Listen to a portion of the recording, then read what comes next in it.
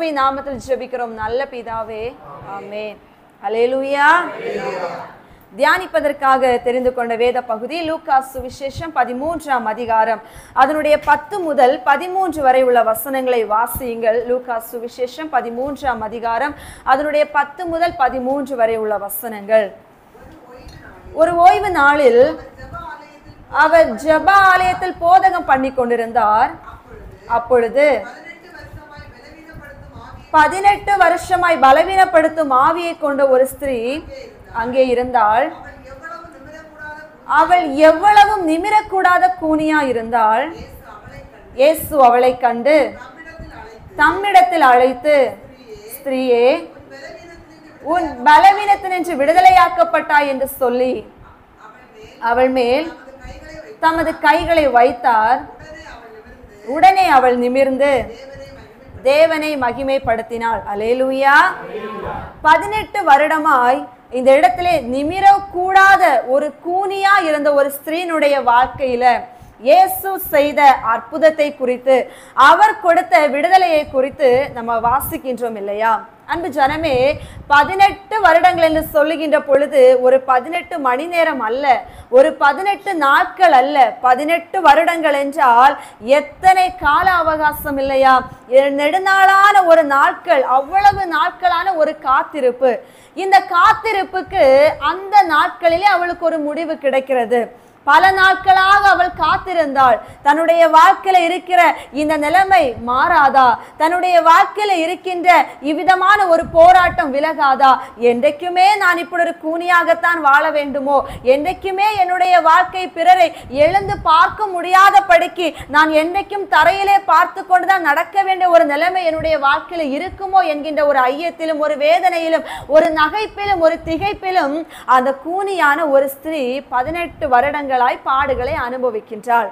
ஆனால் அந்த ஒரு குறிப்பிட்ட நாள் வந்த பொழுது இயேசு அந்த ஆலயத்தில் போதகம் பண்ணுவதற்காக கடந்து சென்றிருந்தார். எத்தனையோ நாட்களாக அவள் போதனை கேட்காமலா இருந்தாள், கேட்டிருந்தாள். எத்தனையோ நாட்கள் அவள் இயேசுவை தேடாமலா இருந்தாள், தேடினாள்.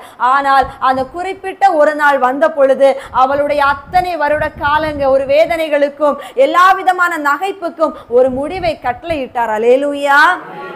அன்பு ஜனமே, காத்திருப்பு ஒரு மனிதனுடைய வாழ்க்கையில ஏமாற்றத்தை கொடுப்பது இல்லை. மனுஷனுக்காக காத்திருக்கிற காத்திருப்பு நமக்கு ஏமாற்றத்தை கொடுக்கும். மனிதனுடைய முடிவுக்காக காத்திருக்கிற காத்திருப்பு நமக்கு ஏமாற்றத்தை கொடுக்கும்.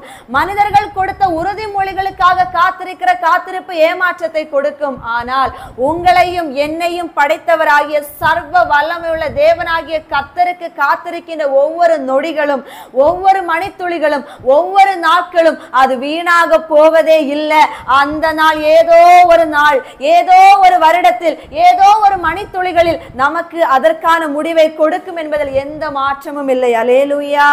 இந்த 18 வருடமாய் கூனியா இருந்த அந்த மகளை இயேசு தொட்ட மாத்திரத்தில், அவர் கைகளை வைத்த மாத்திரத்தில் அவளுடைய அந்த கூனியான ஒரு நிலைமை மாற்றப்பட்டு, அவள் தரையிலே பார்த்து கொண்ட நிலைமை மாற்றப்பட்டு, அவள் எழுந்து நிமிர்ந்து நின்று தேவனை துதிக்கும்படியான ஒரு நிகழ்வு அவளுடைய வாழ்க்கையிலே நடந்து நம்ம வேதத்திலே பார்க்கின்றோம். அன்பு ஜனமே, அங்கே நல்ல கவனிக்கின்ற பொழுது அந்த வேத வசனம் என்ன சொல்லுகிறது?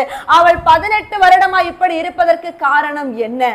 அந்த வசனம் சொல்லுகிறது, பலவீனப்படுத்தும் ஒரு ஆவி, ஒரு தீய ஆவிதான் அவளை இந்த நிலைமையில என்ன பண்ணி வைத்திருந்தது? கட்டி வைத்திருந்தது. ஏதோ சாதாரணமான ஒரு நிகழ்வு அல்ல. அவளுடைய வாழ்க்கையை பலவீனப்படுத்துகிற ஒரு ஆவி இருந்ததுதான் அவளுடைய வாழ்க்கையில இவ்வளவு விதமான ஒரு போராட்டத்தையும் ஒரு வேதனையும் கொடுப்பதற்கு காரணமாக இருந்தது. ஆனால் அவள் அந்த இடத்திலே இந்த ஆவியினால தான் நான் இவ்வளவு நாட்கள் கஷ்டப்பட்டேன் என்று சொல்லி அந்த ஆவியை குறித்து அவள் பேசினதாக ஒரு வார்த்தையும் இல்லை. இயேசு கிறிஸ்துவும் அந்த ஆவியை குறித்து அந்த இடத்துல பேசினதாக இல்லை. அவர் வந்து தொட்டு அவளை சுகப்படுத்தினார். ஆனால் இன்னைக்கு நம்முடைய வாழ்க்கையிலே நம்ம என்ன பண்ணுகிறோம் தெரியுமா?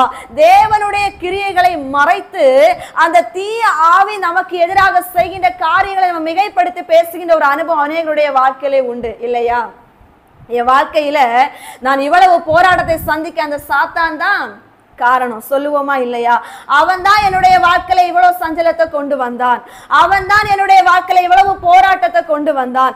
அவன் தான் என்னுடைய வாழ்க்கையில அழிவை கொண்டு வந்தான் என்று நம்ம யாருக்கு இன்னைக்கு பெருமை சாற்றுகின்றோம்? சாத்தானுக்கு.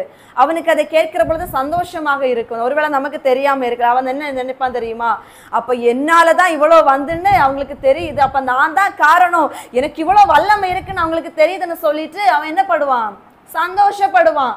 ஆனா அதை செய்யக்கூடாது. யோபுவை பார்த்தவங்களுக்கு நான் ஒரு காரியத்தை சொல்லி கொடுக்கிறேன்.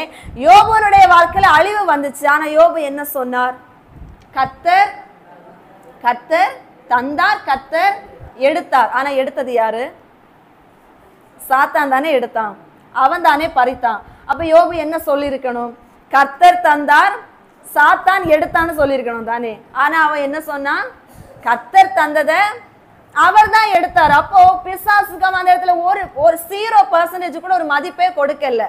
அவ்வளோ வேதனையிலையும் அவன் சொல்லுகிறது, கர்த்தர் தான் எனக்கு இந்த வாக்கையை கொடுத்தாரு, அவர் தான் பிள்ளைகளை கொடுத்தாரு, அவர் தான் ஆசீர்வாதத்தை கொடுத்தாரு, அதனால அவரே எடுத்துக்கிட்டாரு. அவன் அனுமதி பெற்றவன் என்ன சோதித்தாலும் அவனுக்கு நான் அந்த கிரேடை கொடுக்க மாட்டேன், அவனுக்கு அந்த கிரெடிட்டை நான் கொடுக்க மாட்டேன், அதை எடுத்தது என் கர்த்தர் என்று சொல்லி அவன் அந்த இடத்துல கூட தேவனை தான் மிகைப்படுத்தி பேசுகின்றான். ஆனா நம்ம என்ன பண்ணுவோம், எனக்கு பலவீனத்தை போட்டது அந்த பிசாசு தான், என்னை இழக்க பண்ணது அந்த பிசாசு தான், நான் தோல்வியுற காரணம் அந்த பிசாசு தான் சொல்லிட்டு எல்லா மகிமையும் அவனுக்கே கொடுக்கிறோம்.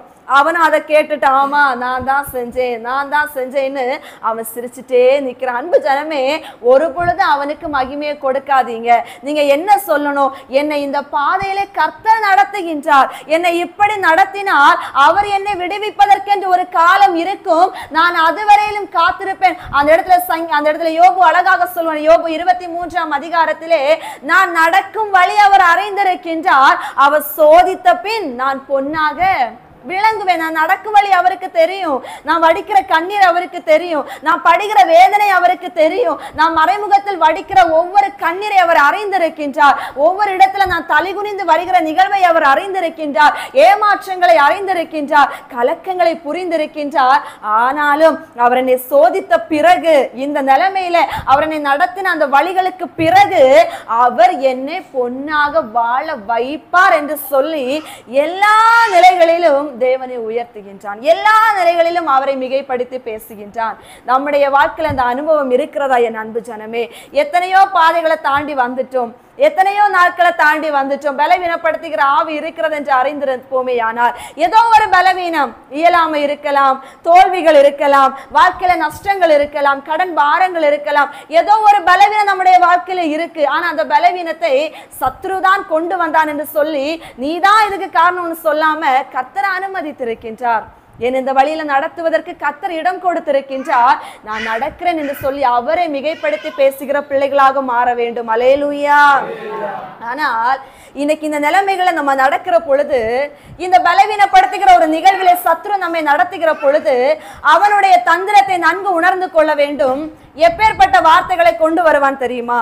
இந்த பலவீனம் அப்படியே தொடர்ந்து நம்முடைய வாழ்க்கையில வருகிற பொழுது, அது எந்த பலவீனமா இருக்கலாம், சரீர பலவீனமோ இல்ல மனதளவில் ஏற்பட்ட ஒரு பலவீனமோ, அந்த இடத்துல நீங்க யோபுவனுடைய வாழ்க்கையை பார்க்கிற பொழுது யோபுவனுடைய மனைவி ஒரு வார்த்தையை சொல்லுவாள். என்ன சொல்லுவா? தேவனை ஜீவனை விடும். இன்னும் உங்க உத்தமத்துல உறுதியா இருக்கிறீங்க. எதுக்கு? ஏற்கனவே எல்லாம் போயிருச்சு.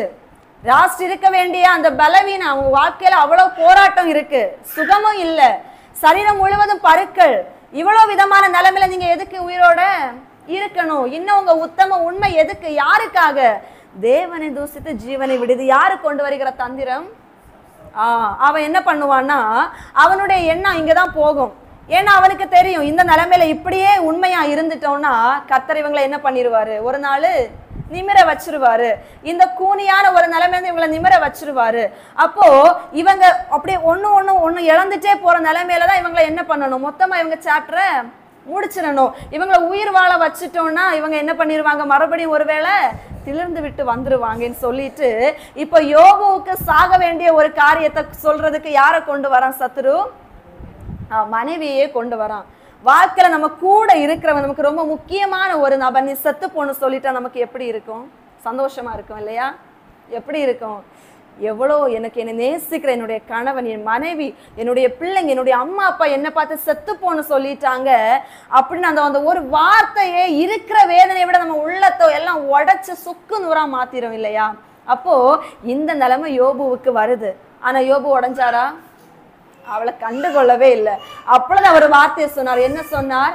தேவனிடத்திலிருந்து நன்மையை பெற்ற நாம் தீமையும் பெற வேண்டாமோ அப்படின்னு பைத்தியக்காரி பேசுற போல நீ பேசுறேன்னு சொல்லிட்டு அந்த வேதனையிலும் அவர் அதனை ஏற்றுக்கொள்ளவே இல்லை அந்த வார்த்தைய. இதே மாதிரிதான் சத்ரு நம்ம கிட்ட கொண்டு வருவான். எப்படி தெரியுமா அவனுடைய தந்திரம் இருக்கும்? பிசாசின் தந்திரங்கள் நமக்கு தெரியாதவைகள் அல்லவே. வேதம் இருக்கிறது. அவன் எப்படி வருவான்னா, நம்ம நெடுநாளாய் காத்திருந்து நம்முடைய வாழ்க்கையில இழப்புகளும் நம்முடைய வாழ்க்கையில பலவீனங்களும் போராட்டங்களும் வருகிற பொழுது அவன் நமக்குள்ளே கொண்டு வருகிற வார்த்தை, இனி உன்னால எழும்ப முடியாது, இனி உன்னால வாழ முடியாது, நீ பேசாம செத்துப்போ, இனி நீ வாழாத, உன்னை யாரும் மதிக்க மாட்டாங்க, உன்னை யாரும் நேசிக்க மாட்டாங்க, உனக்கு யாரும் உதவி செய்ய மாட்டாங்க, உனக்கு யாரும் பரிந்து பேச மாட்டாங்க, உன்னுடைய நியாயத்தை நீ யாரும் கேட்க போறதில்ல, நீ செத்து போயிரு, நீ சூசைட் பண்ணிரு, இதுதான் உன்னுடைய முடிவு, நீ ஒரு தப்பு பண்ணிருக்கிற, அந்த தப்பையே சொல்லி சொல்லி கடைசி வரை உன்னை குத்தி காட்டுவாங்க, நீ வாழாத, உன் வாழ்க்கையில நினைத்தோட உனக்கு தோல்வி வந்துட்டு, நீ எழும்பி வர முடியாது, நீ வாழாதேன்னு சொல்லிட்டு நம்முடைய இருதயங்களுக்குள்ளே ஒரு தவறான ஒரு எண்ணத்தை கொண்டு வருவான். இல்லையே, நம்ம கூட இருக்கிறவங்களே நம்ம கூட பேசுவாங்க, இனியெல்லாம் நீ எழும்பி வரமாட்ட, இனியெல்லாம் உன்னுடைய வாழ்க்கையில தீபம் எரிய போறது இல்ல, இனியெல்லாம் உன்னுடைய கொம்புகள் துளிர்க்க போறது இல்ல, உன் வாழ்க்கை முடிஞ்சிருச்சு சொல்லுவாங்களா இல்லையா? சிலவங்க சொல்லுவாங்க, உன் வாழ்க்கை முடிஞ்சிருச்சு, உன் வாழ்க்கை இனி எழும்ப போறது இல்லைன்னு சொல்லுவாங்க. இது யாருடைய தந்திரம்னு நினைக்கிறீங்க? ஆண்டவர் சொல்லுவாரா இப்படி? அவர் என்ன சொல்லி இருக்கிறார்? இழந்து போனதை தேடவும் ரட்சிக்கவும் தான் இயேசு கிறிஸ்து வெளிப்பட்டார். இழந்து போன ஸ்தானத்துல நம்மை மறுபடியும் உட்கார வைக்கத்தான் அவர் வந்திருக்கிறார். இப்பேற்பட்ட வார்த்தைகளை சொல்லி உங்களை அழிவுக்கு நேராக திசை திருப்புவன் யார் தெரியுமா? சத்துரு. இது எந்த நேரத்துல நடக்கும்னா, காத்திருக்கிற நேரங்களிலே நடக்கிற பிரச்சனைகள். அல்லேலூயா. நீங்க எல்லாமே நல்லா இருக்கும்போது இந்த வார்த்தைகளை யாரும் சொல்ல மாட்டாங்க. ரொம்ப நொந்து போய், உடஞ்சு போய், இழந்து போய், பாரப்பட்டு, தனிமையாகி, கஷ்டத்துல எந்த வழியும் இல்லாம இருக்கும் பொழுதுதான் இந்த இப்பேற்பட்ட காரியங்களை கொண்டு வருவான் பிசாசு. நம்ம அப்ப ஆண்டவரே நான் காத்திருக்கிறேன், காத்திருக்கிறேன், எனக்கு விடுதலை தாரோன்னு நம்ம கேட்போம். அப்ப இப்பேற்பட்ட ட்ராக்ல நம்ம கொண்டு விடும்போது நம்ம எப்படி இருப்போம்? சிரிச்சுட்டே இருப்போமா? அப்போ உண்மையாதான் இருக்கும். நம்ம நினைப்போமா? உண்மையாதான் இருக்கும். அப்போ ஒருவேளை எனக்கு நீ வாழ்றதுக்கு வழி இருக்காது, இதுதான் என்னுடைய முடிவுன்னு சொல்லி அநேக சூசைட் பண்ணிட்டாங்க இல்லையா? ஒவ்வொரு நாள் நியூஸ் பேப்பர்ஸ் எடுத்து பாருங்க, பண்ணிட்டாங்க. இனியெல்லாம் இந்த வீட்டுல என்னால வாழ முடியாது, இனியெல்லாம் இந்த வீட்டுல என்னால இருக்க முடியாது, இனியெல்லாம் இந்த குடும்பத்துல என்னால வசிக்க முடியாதுன்னு சொல்லி சூசைட் பண்ணிட்டே இருக்காங்க. ஒவ்வொரு நாட்கள் நியூஸ்ல வந்துட்டே இருக்கு ரிப்போர்ட். அன்பு ஜனமே, நம்ம காத்திருக்கணும். அந்த காத்திருக்கிற நேரத்துல நம்மை அழிப்பதற்கென்று சத்ரு கொண்டு வருகிற வீழ்ச்சிகளை நாம் நுட்பமாய் உணர்ந்து கொண்டு அதே ட்ராக்ல நம்ம மாறி நிக்கணும். ஒருவேளை என்னுடைய வெளியரங்கமான ஆசீர்வாதங்களை பறித்து கொண்டு நீ என்னை கூனியாக நடக்க வைத்திருக்கலாம், ஆனா என்னுடைய இருதயத்துக்குள்ள கர்த்தர் இருக்கிறபடியினால் நிச்சயமாக என்னை முறிந்து விழ வைக்க முடியாது என்கின்ற ஒரு தைரியம் நமக்குள்ள எப்பொழுதும் இருக்க வேண்டும் என்று கர்த்தர் பேசுகின்றார். அல்லேலூயா. யோபு சொல்லுவார், யோபு 10ஆம் அதிகாரம் 12வது வசனத்திலே, நீர் எனக்கு ஜீவனை தந்ததும் அல்லாமல் கிருபையும் பாராட்டினீர் என்று சொல்லி இருக்கிறேன். ஜீவனை மட்டும் கொடுக்கல, கிருபையை தந்திருக்கிறீங்க. அதனால தான் என் வாழ்க்கையில காற்றடித்தது, அக்கினி வந்தது, எல்லாமே வாரிக்கொண்டு போனது, ஆனாலும் நான் எழுந்து நிற்கிறேன் என்று அவரால் சொல்ல முடிந்தது. அன்பு ஜனமே, நீங்க அந்த வசனத்தை வாசிங்க. லூக்கா சுவிசேஷம் 13ஆம் அதிகாரம் 11வது வசனத்தை வாசியுங்கள்.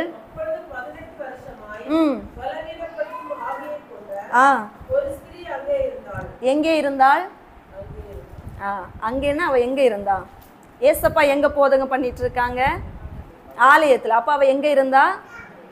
ஆலயத்துல இருந்தாள். 18 வருடமாய் அவள் ஆலயத்துக்கு தவறாமல் வருகின்ற ஒரு ஸ்திரீ. அல்லேலூயா. 18 வருட வேதனைகளிலும் அவள் இயேசுவை தேடுறத நிறுத்தாத ஒரு ஸ்திரீ. அல்லேலூயா. அப்ப 18 வருடங்கள் நினைங்க. 18 வருடத்துக்கு முன்னாடியே நினைச்சு பாருங்க. அவளுடைய வாழ்க்கைய அவ கொஞ்சம் கொஞ்சம் கொஞ்சமா கூனி கூனி கூனி மொத்தமா அவ கூனிட்டா. ஆனா அவ இயேசுவை தேடுறத நிறுத்தல. பலவீனத்துல இயேசுவை ஆராதிக்கிறத அவ மறக்கல. அதனால தான் அவளுடைய வாழ்க்கையில இயேசு ஒரு வாழ்க்கையை அவள் கொடுத்து மறுபடியும் அவளை நிமிர வைத்தார். இன்னைக்கு நம்முடைய வாழ்க்கையில பலவீனத்துல இயேசுவை தேடி வருகின்றோமா? ஆலய ஆராதனைகளுக்கு இயேசுவை தேடி வருகின்ற ஆர்வம் எவ்வளவாக இருக்கிறது அன்பு ஜனமே. ஆராதனை என்று சொல்வது ஆலயத்துல மட்டும் அல்ல, தேவ சமூகத்துல உட்காருகிற ஒவ்வொரு காரியத்தையும் நான் பேசுகின்றேன். ஜெப வாழ்க்கையை கேட்கின்றேன், அவரை மகிமைப்படுத்துகிற காரியங்களை கேட்கின்றேன். இயலாமைகளில் உங்களுடைய தேடுதல் எவ்வளவாக இருக்கிறது தேவனுடைய சமூகத்தை? இயலாமைகளில் எந்த அளவிற்கு அவருடைய சமூகத்தை விரும்புகிறீங்க? அன்பு ஜனமே, இங்கே அவளுடைய வாழ்க்கை நன்றாக இல்லாத போதிலும், சுகமாக இல்லாத போதிலும், நன்மையான ஈவுகள் இல்லாத பொழுதிலும் அவள் 18 வருடமாய் அந்த ஆலயத்திலே வந்து தேவனுடைய வார்த்தையை கேட்டவளாக இருந்தாள். இன்னைக்கு 1 மாதம் தேடி வந்து அது காணாமல் போகிறவங்க இருக்கிறாங்க, 1 வருடம் வந்து காணாமல் போகிறவங்க இருக்கிறாங்க. ஏன் இன்றைக்கு அவள் நம்முடைய வாழ்க்கை இன்றைக்கு இப்படி இருக்கிறது? ஏன் நம்முடைய வாழ்க்கையில இன்னும் நாம் நிமிர்ந்து நிற்க முடியல? அவள் காத்திருந்தாள் 18 வருடங்களும் தேவனுடைய ஆலயத்திலே அவள் காத்திருந்து அவரை உண்மையாய் தேடுகிற ஒரு ஸ்திரீயாக இருந்தாள். அல்லேலூயா. அந்த வசனம் என்ன சொல்லுது? பலவீனப்படுத்தும் ஆவியினால் அவள் கூனி இருந்தான் இல்லையா?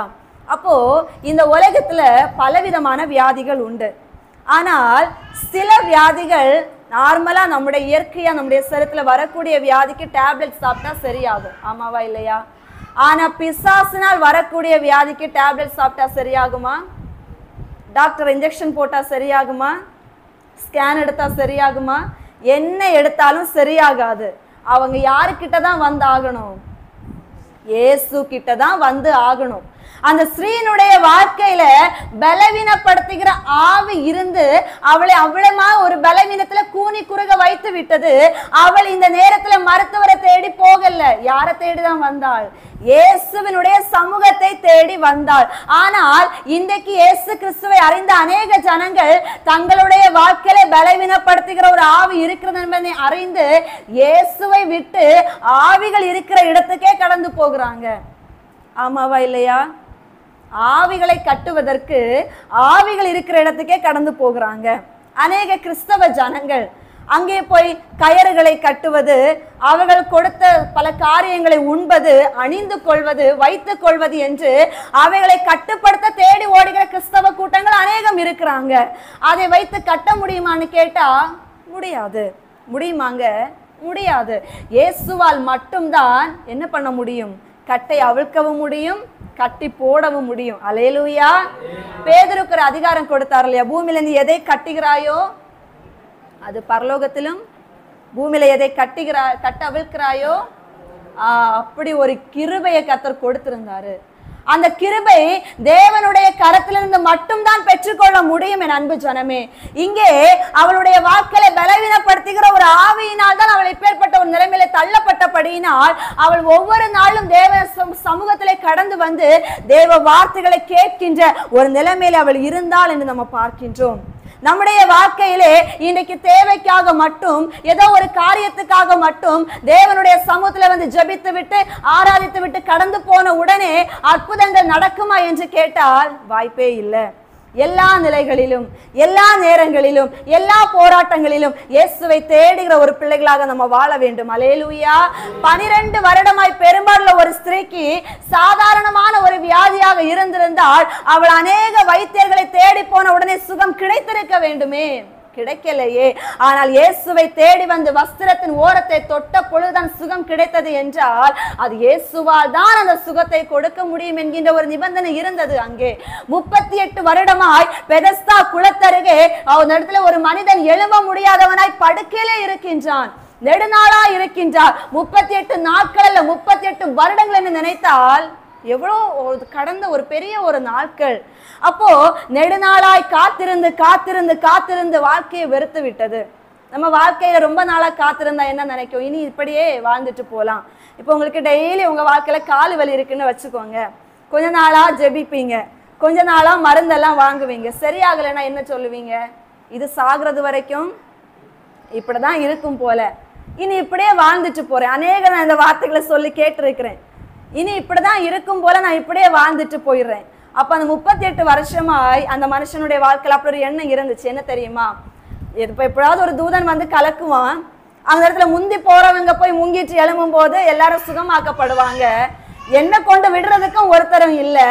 நான் இங்கதான் படுத்திருக்கிறேன், என்னால எழும்பி போகவும் முடியாது, நான் இனி இப்படிதான் படுக்கணும் போல, யாரும் வரப்போறதில்லை, என்னை தூக்கி விடுறதுக்கும் ஒருத்தரை இல்லை, நான் பழகிக்கிறேன், இந்த படுக்கை தான் எனக்கு நீ சாவுறது வரைக்கும் நிலைமைன்னு சொல்லிட்டு தான் படுத்திருந்தார்.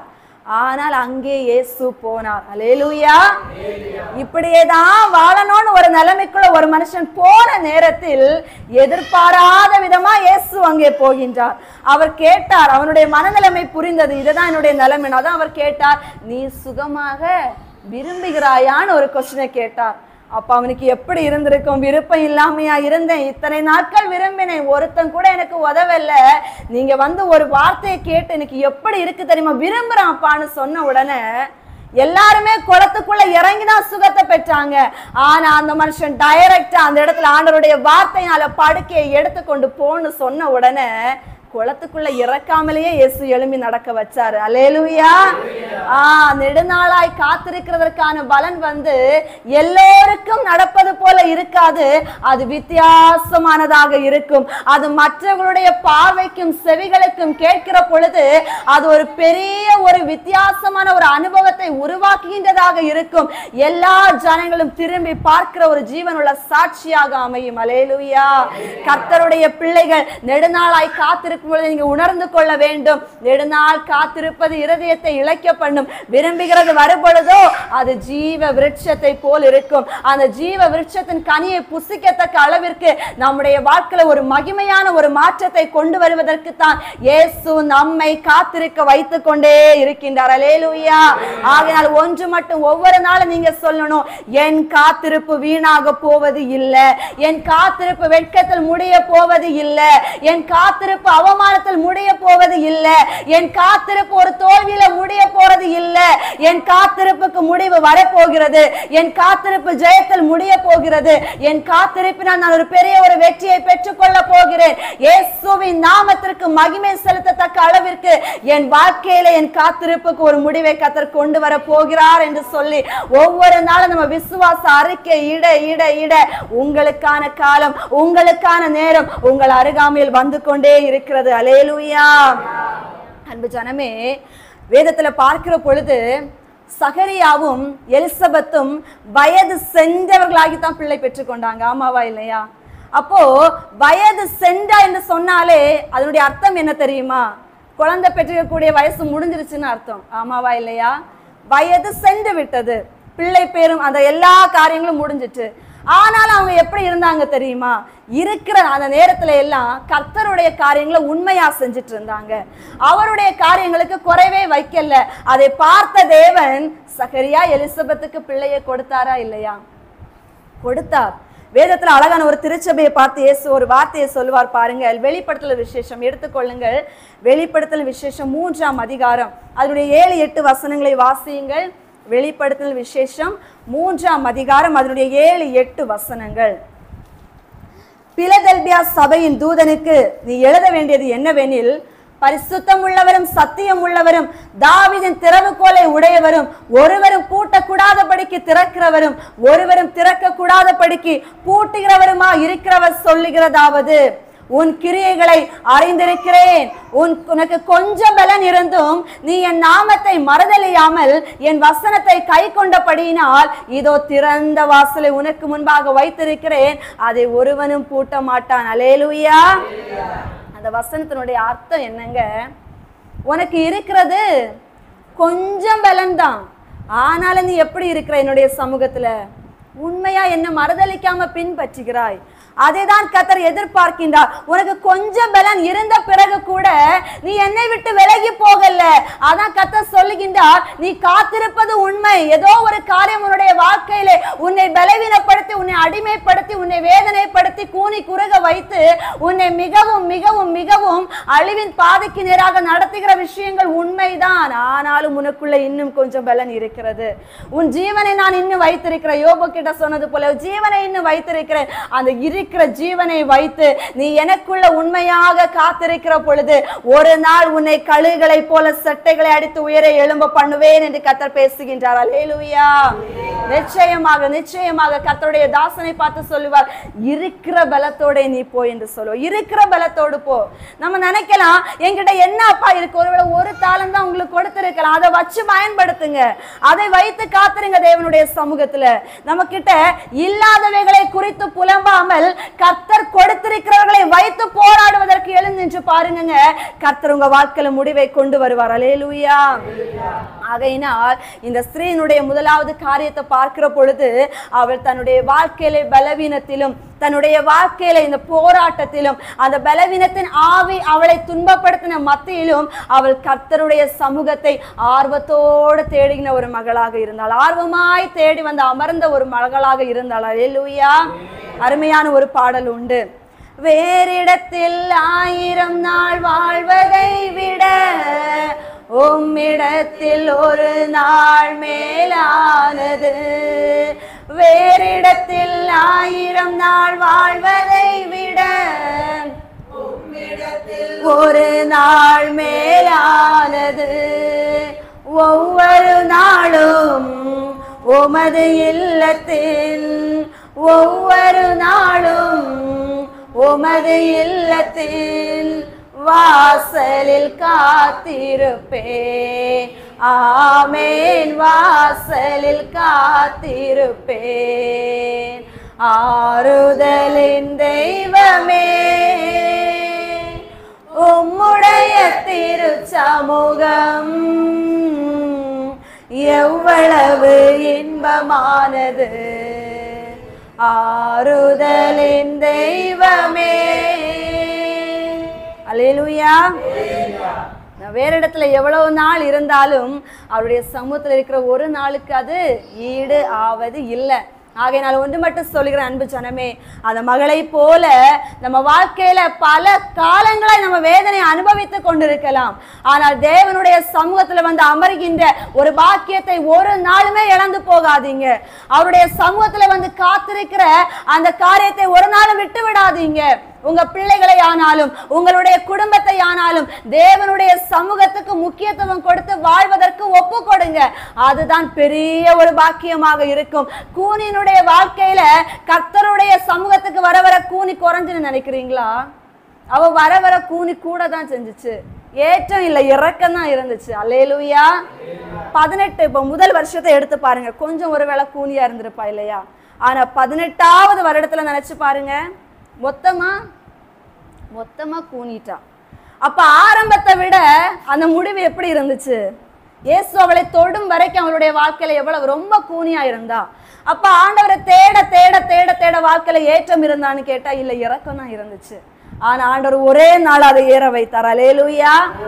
ஒரே நாள் அவர் ஏற வைத்தார். அதே போலதான் இன்னைக்கு சிலர் நம்மை சுற்றிலும் கொஞ்சம் ஜனங்கள் இருப்பாங்க, கேட்பாங்க, நீ ரொம்ப நாளா ஜெபிக்கிறியே, உனக்கு என்ன கிடைச்சு? நீ ரொம்ப நாளா ஆலயத்துக்கு போறியே, உனக்கு என்ன கிடைச்சு?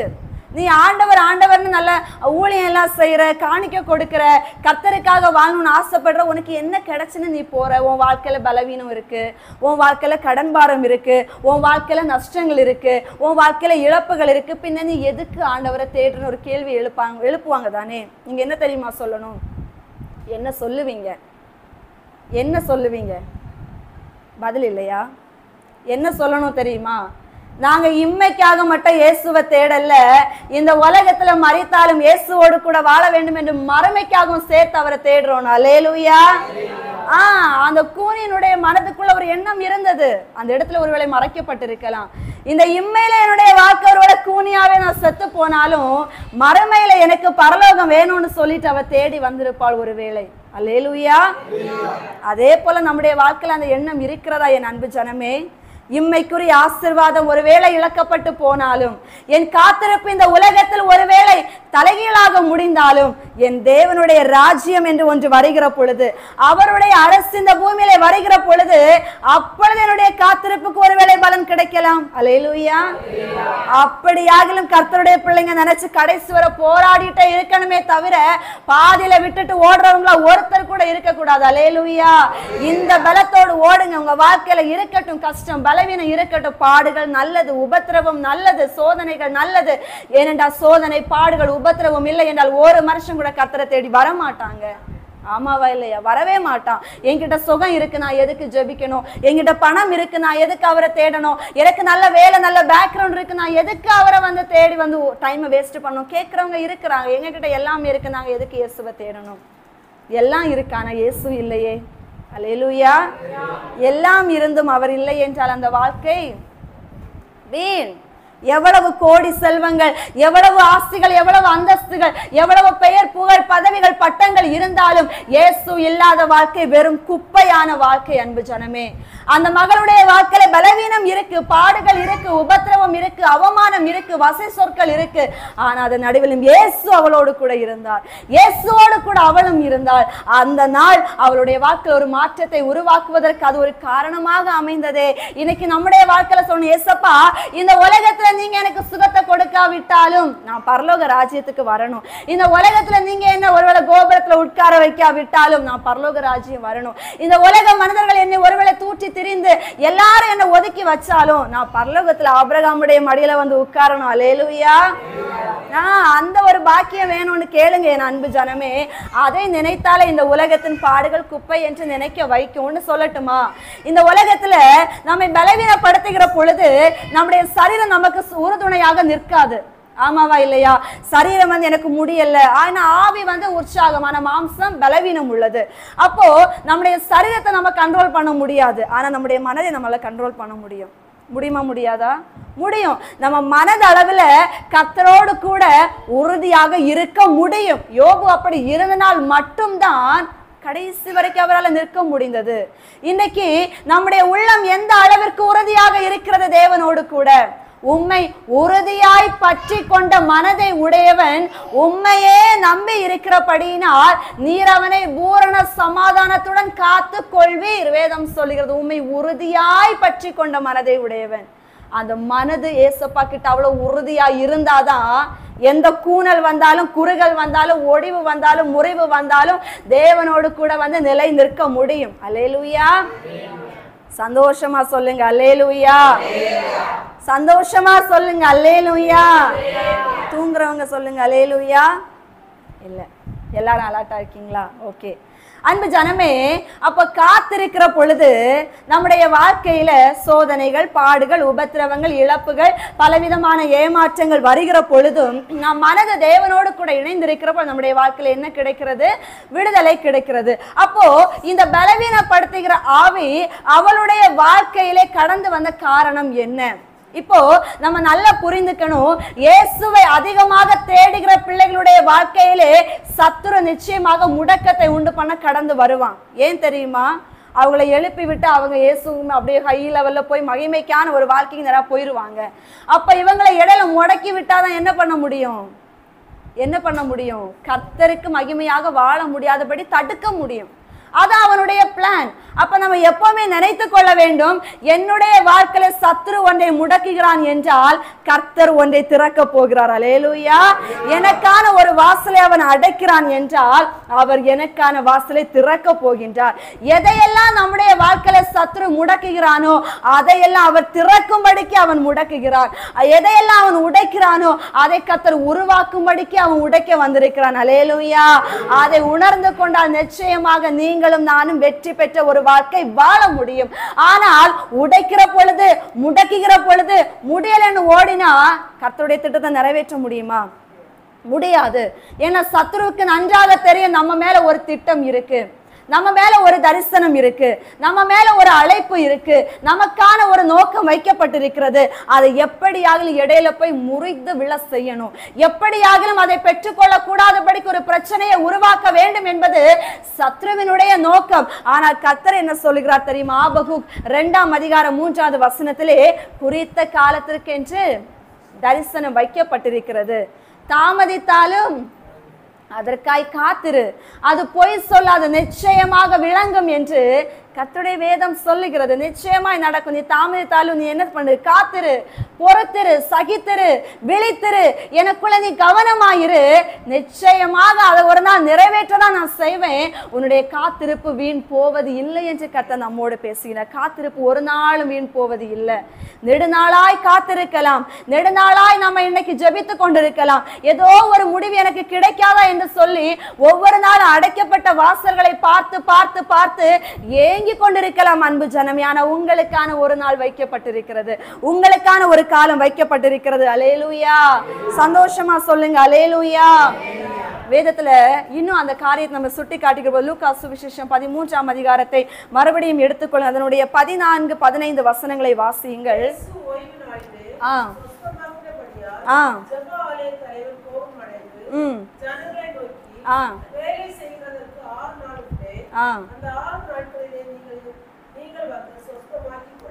கொள்ளுங்கள், செய்யலாகாது என்றார். 15வது வசனம், கர்த்தர் அவனுக்கு பிரதியுத்தரமாக, மாயக்காரனே, உங்களில் எவனும் ஓய்வு நாளில் தன் எருதையாவது தன் கழுதையாவது தொழுவத்திலிருந்து அவிழ்த்து கொண்டு போய் அதற்கு தண்ணீர் காட்டுகிறது இல்லையா? இதோ சாத்தான் 18 வருஷமாய் கட்டியிருந்த ஆபிரகாமின் குமாரத்தியாகிய இவளை ஓய்வு நாளில் இந்த கட்டிலிருந்து அவிழ்த்து விட வேண்டியதில்லையா என்றார். அல்லேலூயா. இதுல உங்களுக்கு என்ன புரிகிறது? ஒரு ஆத்மா முக்கியம் இல்லை. அங்க இருக்கிற ஜெபாலய தலைவனுக்கு எதுதான் முக்கியமா போச்சு? ஓய்வு நாள் தான் முக்கியமா போச்சு. ஓய்வு நாள் இதை செய்யக்கூடாதுன்னு சட்டம் இருக்கு. ஆனா நீங்க சுகத்தை கொடுத்துட்டீங்க.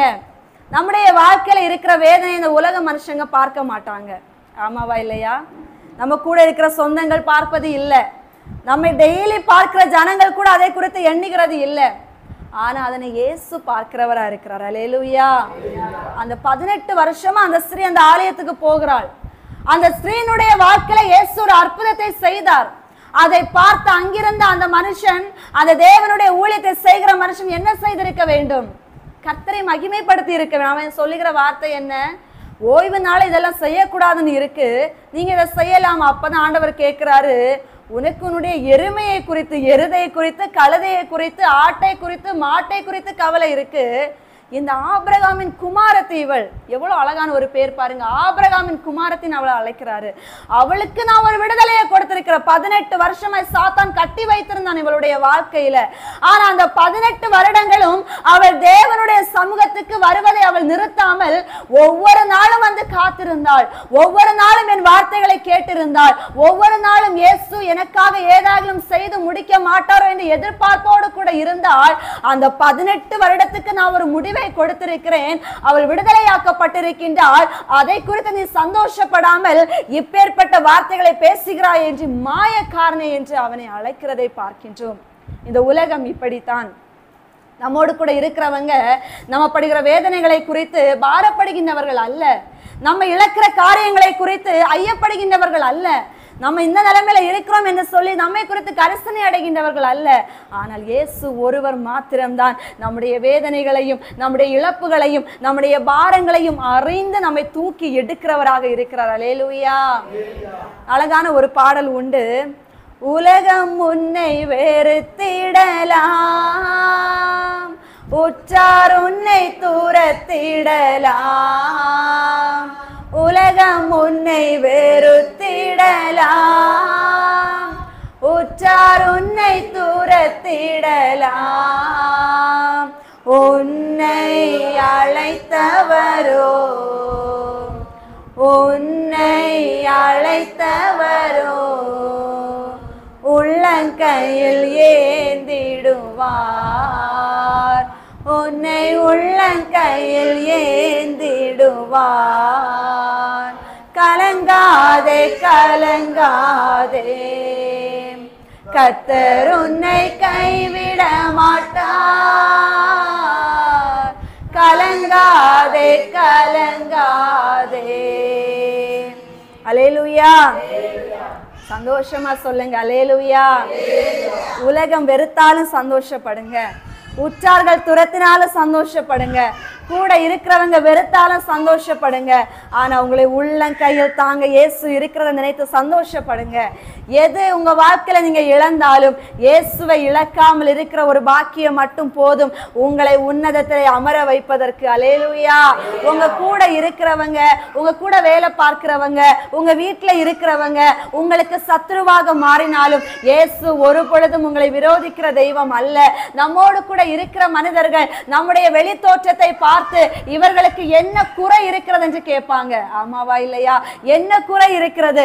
ஆனால் உங்களையும் என்னையும் படைத்தவர் மட்டும்தான் உள்ளத்தின் வியாகுலத்தை அறிந்து நொறுங்கி போன இருதயத்தை புரிந்து நமக்கான பதிலை கொடுக்கிற தெய்வமாக இருக்கிறார். ஆகையினால் இன்றைக்கு ஒன்று மட்டும் சொல்லுகிறேன், அன்பு ஜனமே, நெடுநாளாய் காத்திருந்த 18 வருடமான கூனியை இயேசு அன்று குறிப்பிட்ட நாள் அவர் கடந்து வந்தார். அந்த நாள் இயேசு அவளுக்காகவே கடந்து வந்தார். அந்த நாள் அந்த கூனிக்காகவே இயேசு கடந்து வந்தார். அவ்வளவு நாட்கள் இருந்த அந்த வேதனையிலே இயேசு அன்னைக்கு வந்த பொழுது இயேசுவின் பார்வை அவள் மீது போனது, இயேசுவின் வார்த்தை அவளுக்கு நேராய் போனது, இயேசுவின் கரம் அவளை தொட்டது. தேவன் அவளுடைய வாழ்க்கையை மறுரூபப்படுத்தினார். அல்லேலூயா. இன்னைக்கு ஒருவேளை இந்த இடத்துல நம்ம அதே நிலைமையில வந்து அமர்ந்திருக்கலாம்.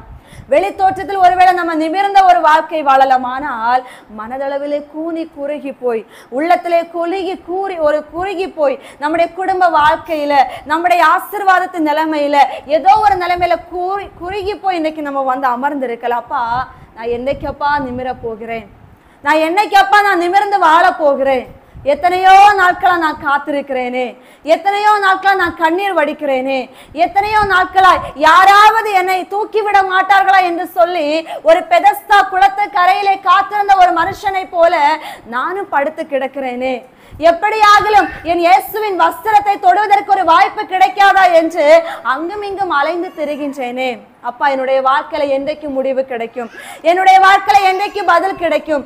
என்னுடைய வாழ்க்கையில என்றைக்கு ஒரு விடுதலை கிடைக்கும் என்று அந்த ஸ்திரீயை போல நீங்களும் ஒருவேளை ஒவ்வொரு நாளும் தேவனுடைய சமூகத்தை தேடி வருகிற ஜனங்களாக இருக்கலாம். அன்பு ஜனமே, தேடி வந்து கண்ணீரோடு உடைந்த உள்ளத்தோடும் அவர் வார்த்தைகளை கேட்கிற ஒரு பிள்ளைகளாக இருக்கலாம். ஒருவேளை இயேசு உங்களுடைய கண்ணீரை பார்க்கின்றார், இயேசு உங்களுடைய வேதனைகளை பார்க்கின்றார், இயேசு உங்களுடைய இருதயத்தை பார்க்கின்றார். அவர் உங்களை இன்றைக்கு தூக்கிவிட, இன்றைக்கு அவர் தொட்டு உங்களுடைய அந்த குனிவை, அந்த தலை குனிவை, அந்த அவமானத்தை, அந்த நிந்தை, அந்த வியாகுலத்தை போக்குவதற்கு அவர் ஆயத்தமாக இன்றைக்கு வந்து நிற்கின்றார். உங்களுடைய வாழ்க்கையில இருக்கிற நிந்தனைகளையும், உங்க வாழ்க்கையில இருக்கிற போராட்டங்களையும், உங்களை பலவீனப்படுத்தி, அடிமைப்படுத்தி, பாரப்படுத்தி, துக்கப்படுத்தி, உங்களை எல்லா நிலைகளும் ஒடுக்க பண்ணுகிற அந்த ஆவிகளின் ஒரு விடுதலையை கொடுக்கும்படிக்கு இயேசு இன்றைக்கு உங்க சமூகத்துல வந்து நிற்கின்றார். எல்லோரும் தேவனுடைய சமூகத்துக்கு நேராக, அவருடைய சமூகத்துக்கு நேராக எழுந்து நின்று உங்களுடைய வாழ்க்கையை இந்த நேரத்துல ஒப்பு கொடுங்க. நீங்க வேற எதை குறித்தும் யோசிக்காமல், எதை குறித்தும் சிந்திக்காமல் நீங்களும் இயேசுவோடு கூட பேசுங்க. அந்த இயேசப்பா கிட்ட சொல்லுங்க, அப்பா, 18 வருடமாய் அந்த மகள், அவள் ஒவ்வொரு நாளும் எவ்வளவு வேதனை அப்பா அவளுடைய வாழ்க்கையில. அவளால் நிமிர்ந்து யாரையும் பார்க்க முடியல. ஆனால் அவ இயேசுவை தேடுறத நிறுத்தல. அவளால் நிமிர்ந்து எதையும் செய்ய முடியல. ஆனால் ஆலயத்துக்கு வரத நிறுத்தல. அவளால் நிமிர்ந்து எதையுமே அவளால் செய்து ஒரு காரியத்தை சாதிக்க முடியல. ஆனால் உங்க வார்த்தையை கேட்கறத நிறுத்தல. உங்க மேல இருந்த நம்பிக்கை குறையல. உங்களுக்காக காத்திருந்த அந்த காத்திருப்பு குறையல. எல்லா நிலைகளிலும், எல்லா நாட்களிலும், எல்லா வருடங்களிலும் அவள் இயேசுவோடு கூட பயணித்தாள், இயேசுவோடு கூட பயணித்தாள். அன்பு ஜனமே, இன்னைக்கு இயேசு நம்ம கிட்ட கேட்கிறாரு, இயேசப்பா நம்ம கிட்ட கேட்கிறாரு, உங்க வாழ்க்கையில இருக்கிற பலவீனத்துல நீங்க என்ன எவ்வளவா தேடுறீங்க? உங்க வாழ்க்கையில இருக்கிற தோல்விகள் மத்தியில என்ன எவ்வளவா தேடுறீங்க? உங்க வாழ்க்கையில இருக்கிற தலைக்குனிவின் மத்தியில என்ன எவ்வளவா தேடுறீங்க? உங்க வாழ்க்கையில இருக்கிற சோதனைகள் மத்தியில என்ன எவ்வளவா தேடுறீங்க? அவர் சொல்லுகின்றார், இருக்கிற கொஞ்ச பலத்தை ஆகலும் நீ எனக்காக செலவழித்திருக்கின்றாயா? நீ இருக்கிற கொஞ்ச பலத்தை வைத்து நீ என்னை தேடி இருக்கலாமே. ஆனா நீ அநேக நேரங்களை விலகி ஓடுகிறாயே. கஷ்டங்கள் தொண்டையை அடைக்கிற பொழுது என்னால ஜெபிக்க முடியல அப்பா, உங்களை தேட முடியலன்னு சொல்லி விலகி ஓடுகிறாயே. ஆனா அந்த மகள் அப்படி விலகி ஓடல, அப்படி விலகி ஓடல. நாளுக்கு நாள் அவளுடைய வாழ்க்கையில ஏற்றமில்லை, இரக்கம் தான் இருந்தது. நாளுக்கு நாள் அவளுடைய வாழ்க்கையில கூனி குறுகி போகிற ஒரு நிலைமை அதிகரித்து கொண்டுதான் போனது. ஆனா அவள் என்னை தேடுகிறத விடவில்லையே. இன்றைக்கு நீங்க எப்படி இருக்கிறீங்க என் அன்பு ஜனமே? நீங்க எப்படி இருக்கிறீங்க? பல நேரங்களை மனிதர்களினால் நீங்க தலைகுனிவை சந்தித்து கொண்டிருக்கிறீங்க, பலவீனத்தினால் தலைகுனிவை சம்பாதித்து கொண்டிருக்கிறீங்க. ஆனா அந்த நிலைகள்ல நீங்க என்ன எவ்வளவா தேடுறீங்க? என் சமூகத்துக்கு நீங்க எவ்வளவு முக்கியத்துவம் கொடுக்கிறீங்க? உங்க வாழ்க்கையில ஒரு போராட்டம் வருதுன்னா நான் ஒரு வெற்றியை வைத்திருக்கிறேன். உங்க வாழ்க்கையில ஒரு சோதனை இருக்கிறது என்றால் அதற்கான ஒரு விடுதலையை நான் வைத்திருக்கிறேன். அதை பெற்றுக்கொள்ளும்படிக்கு நீங்க செய்ய வேண்டியது என்ன? என்னை தேடு, என்னை உண்மையாய் தேடு, என் சமூகத்துல நீ காத்திரு. நீ எங்கும் அலைந்து தெரியாது. உன்னுடைய நம்பிக்கையை நீ குறைய செய்யாது. உன்னுடைய மனதை நீ விட்டு கொடுக்காது. நீ என்னுடைய சமூகத்துல வா. நீ பொறுமையாய் நம்பிக்கை என்னிடத்துல காத்திரு. ஒருவேளை காலம் கடந்து சென்றிருக்கலாம். இயற்கை சூழலை பார்க்கிற பொழுது வாய்ப்பில்லை என்று சொல்லி இருக்கலாம். மனிதர்கள் உன்னை பார்த்து பேசி இருக்கலாம். இனி நீ எழும்ப போறது இல்ல, இனி நீ வாழ போறது இல்ல, இனி நீ கட்ட போறது இல்ல, நீ இனி ஆராதிக்க போறது இல்ல, நீ இனி அலங்கரிக்கப்படுவது இல்ல, உன்னுடைய வாழ்க்கை சாம்பலாக போகிறது என்று சொல்லி உன்னை குறித்து பலரும் பலவிதமான திட்டங்களை சொல்லி இருக்கலாம், பலவிதமான தீர்ப்புகளை சொல்லி இருக்கலாம். ஆனால் உன்னை படைத்தவர் அந்த தீர்ப்பை சொல்லல. அவர் சாம்பல் என்று சிங்காரத்தை கொடுக்கிற தெய்வம், அவர் குளிலிருந்து தூக்கி எடுக்கிற தெய்வம், அவர் நிறைந்த நாளை முறிக்காத தெய்வம், அவர் மங்கி எரியும் தீரை அணைக்காத தெய்வம்.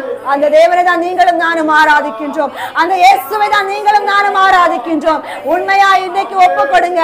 அப்பா, அந்த ஸ்திரீயை போல தேவன் என்னை நிமிர செய்கிற வரையிலும் நான் உங்க சமூகத்துல காத்திருப்பேன், உங்க சமூகத்துல பொறுத்திருப்பேன், உங்க சமூகத்துல நான் வாழ்ந்திருப்பேன்.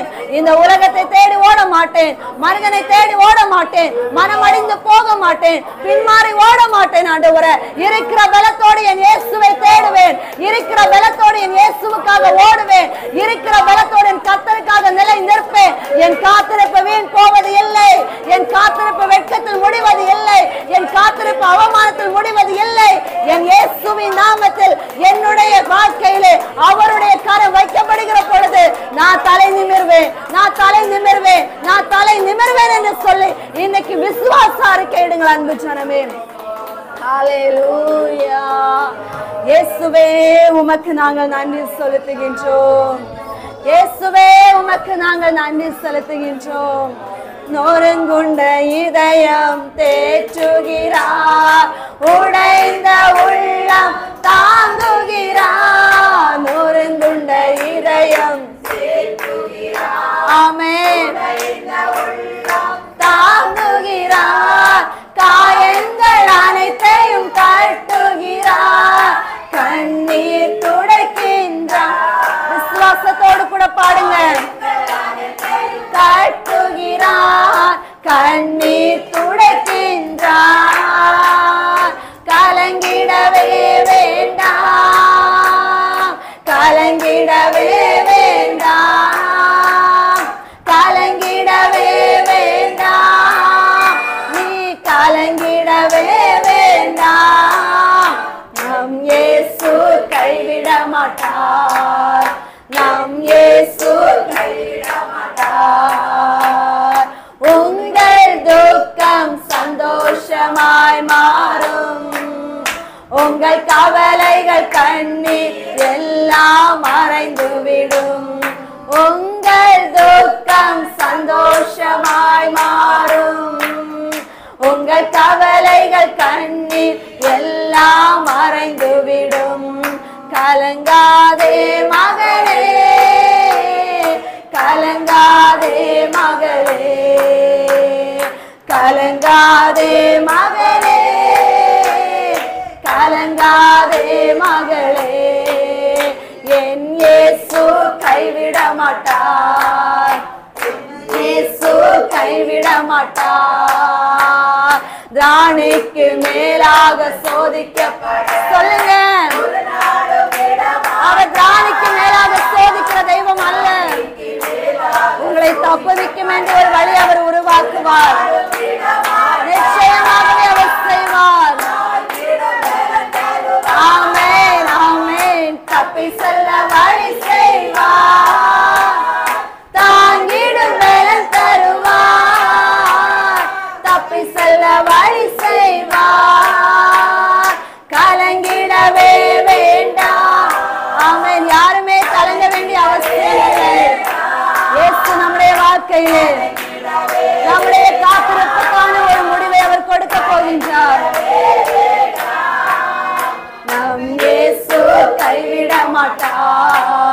நம் இயேசு கைவிட மாட்டார். எங்கள் துக்கம் சந்தோஷமாய் மாறும், எங்கள் கவலைகள் கண்ணீர் எல்லாம் மறைந்து. விசுவாசத்தோடு சொல்லுங்க, எங்கள் துக்கம் சந்தோஷமாய் மாறும், எங்கள் கவலைகள் கண்ணீர் எல்லாம் மறைந்து விடும். கலங்கிடவே மாட்டோம், நாங்கள் கலங்கிடவே மாட்டோம், கலங்கிடவே மாட்டோம், நாங்கள் கலங்கிடவே மாட்டோம். எங்கள் இயேசு கைவிட மாட்டார், எங்கள் இயேசு கைவிட மாட்டார். ஹல்லேலூயா. அன்பு ஜனமே, நம் இயேசு கைவிட மாட்டார். நீங்கள் மேன்மடைய வேண்டும் என்று மனிதர்கள் ஒருவேளை விரும்பாமல் இருக்கலாம், ஆனால் இயேசு விரும்புகின்றார். உங்கள் உள்ளத்தை மனிதன் பார்க்காமல் இருக்கலாம், இயேசு பார்க்கின்றார். உங்கள் காத்திருப்பு நிச்சயமாக தோல்வியில முடிய போறது இல்லை. அன்பு ஜனமே, இன்றைக்கான நாள் அது உங்களுக்கான ஒரு நாள். யாரெல்லாம் நெடுநாளாய் காத்திருந்து ஒரு பலனை பெற்றுக்கொள்ள வேண்டும் என்று சொல்லி இயேசுவின் சமூகத்தில் இருக்கின்றீர்களோ, உங்கள் ஒவ்வொருவருக்கும் இயேசு இந்த நாள் முடிவை கொடுக்கும்படிக்கு அவர் நம்மோடு கூட பேசுகின்றார். 18 வருடங்களாய் கிடைக்காத ஒரு நாள், அந்த குறிப்பிட்ட நாள் அவளுக்காக மாறப்பட்டது. 18 வருடங்களாக அவள் நிமிர முடியல, ஆனால் இயேசு ஒரு குறிப்பிட்ட நாளை ஆயத்தம் பண்ணி வைத்திருந்தார், ஒரு குறிப்பிட்ட நாளை ஆயத்தப்படுத்தி வைத்திருந்தார். அந்த நாள் அவளுக்காகவே இருந்தது. அத்தனை வருடங்கள் காத்திருந்த அந்த காத்திருப்பு அந்த நாள் முடிவுக்கு வந்தது. இயேசு அவள் மீது தன்னுடைய கரத்தை வைத்த பொழுது, இயேசுவின் வார்த்தை அவளுடைய வாக்கிலே சென்ற பொழுது, இயேசுவின் பார்வை அவள் மீது பட்ட பொழுது அவளுடைய காத்திருப்புக்கு முடிவு வந்தது. அவளுடைய ஒரு கூனல் குறுகளுக்கு ஒரு முடிவு வந்தது. நெடுநாள் வேதனைக்கு ஒரு முடிவு வந்தது. இன்றைக்கு அதே போல நம்முடைய வாழ்க்கையிலும் அவர் நாளை வைத்திருக்கின்றார். அந்த நாளுக்காக காத்திருங்க, அந்த நாளுக்காக காத்திருங்க. எங்கேயுமே விலகி ஓடாதீங்க. அது வருடங்களாகலாம், மாதங்களாகலாம், நாட்களாகலாம். இயேசுவுக்கு தெரியும். உங்களை உருவாக்கி இருக்கிறார் என்றால், நீங்கள் அவரையே நம்பி இருக்கிறீர்கள் என்றால், உங்களை வாழ வைப்பதற்கான ஒரு நாள் உண்டு. உங்கள் தலையை உயர்த்துவதற்கான ஒரு நாள் உண்டு. உங்களுக்கென்று வைத்திருக்கிற பங்கை கொடுப்பதற்கான ஒரு நாள் உண்டு. உங்களுடைய வாசலை திறப்பதற்கென்று ஒரு நாள் உண்டு. அந்த நாள் வருகிற பொழுது, அந்த நாள் வருகிற பொழுது ஒருவனும் அதனை பூட்ட முடியாதபடிக்கு, ஒருவனும் அதனை பறித்துக் கொள்ள முடியாதபடிக்கு, ஒருவனும் அதனை தொடுவதற்கு அவர் இடம் கொடாதபடிக்கு அவர் உங்கள் கையிலே மகிமையாதனை கொடுப்பார். அதை கொடுக்கிற பொழுது இந்த உலகம் அதனை திரும்பி பார்க்கும். இயேசு கொடுக்கிற பலனானது அது ஒருவராலும் பறித்துக் கொள்ள முடியாத ஒரு பலன். அது நிரந்தரமான விடுதலை, அது நிரந்தரமான ஆசீர்வாதம், அது நிரந்தரமான ஒரு சுதந்திரம். என அன்பு ஜனமே, ஆகையினால் சோர்ந்து போகாதீங்க, தைரியமாய் கடந்து போங்க. உங்கள் காத்திருப்பு வெட்கத்தில் முடிவதில்லை. காத்திருங்கள், தாமதித்தாலும் காத்திருங்கள், பெற்றுக்கொள்ளும் வரையிலும் காத்திருங்கள். நிச்சயமாகவே நீங்கள் வெற்றி பெறுவீர்கள்.